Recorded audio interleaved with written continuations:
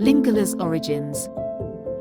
Like many languages in the Central African region, Lingala traces its origins to the Proto-Bantu languages, which spread throughout sub-Saharan Africa during the Bantu migrations over 2,000 years ago.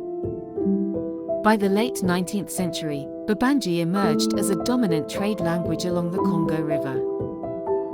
This was because the river was a major transportation and communication route, and there was a need for a common language for various ethnic groups to engage in trade and interaction. As traders moved along the Congo River, they brought Babanji with them. It eventually spread from its origin near the confluence of the Ubangi and Congo rivers to other regions.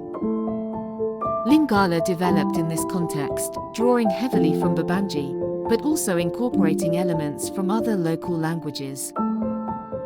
Colonial era and the birth of Lingala.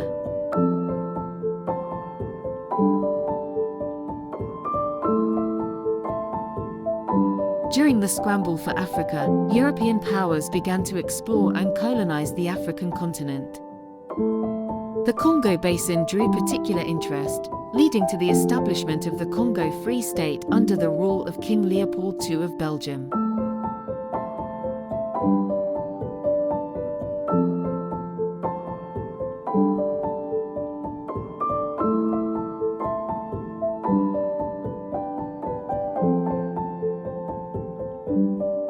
The region's vast resources, especially rubber, made it an area of significant economic interest.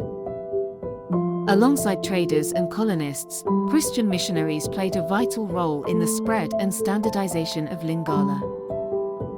They adopted the language for evangelization, and in the process, they contributed to its vocabulary, often borrowing words from other Bantu languages or introducing terms from European languages, primarily French. The force publique, the colonial army, played a pivotal role in Lingala's dissemination. As soldiers from various ethnic backgrounds were recruited, they learned and used Lingala for communication, thus taking the language to new regions and communities.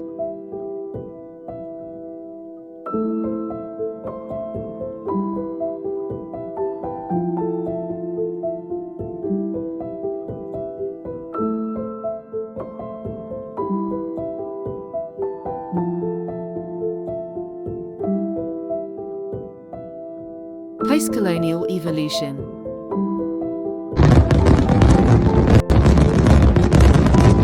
After gaining independence, the urban centers of the DRC and the Republic of the Congo saw significant migration.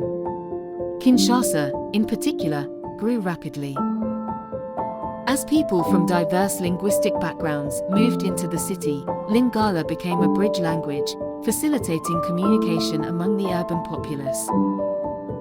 The mid to late 20th century witnessed the rise of Congolese rumba and other music genres, where Lingala was predominantly used for lyrics.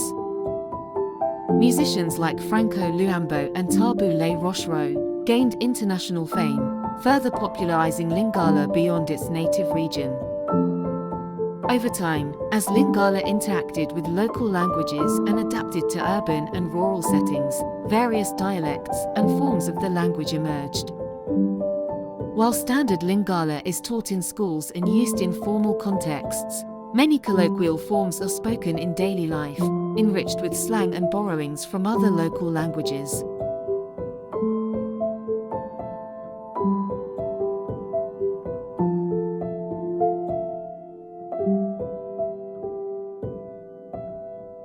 Modern-day challenges and prospects.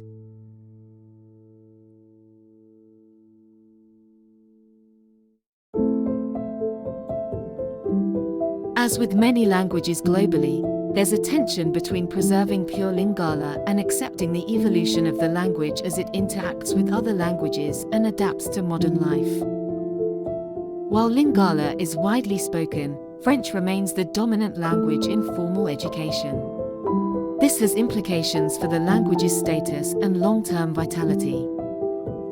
The rise of the internet and digital communication offers both challenges and opportunities for Lingala. On one hand, it risks being overshadowed by more globally dominant languages. On the other, it provides a platform for Lingala speakers to connect, share, and enrich their language. In conclusion, Lingala's history is a tapestry of indigenous traditions, colonial influences, post-colonial national dynamics, and global cultural exchanges.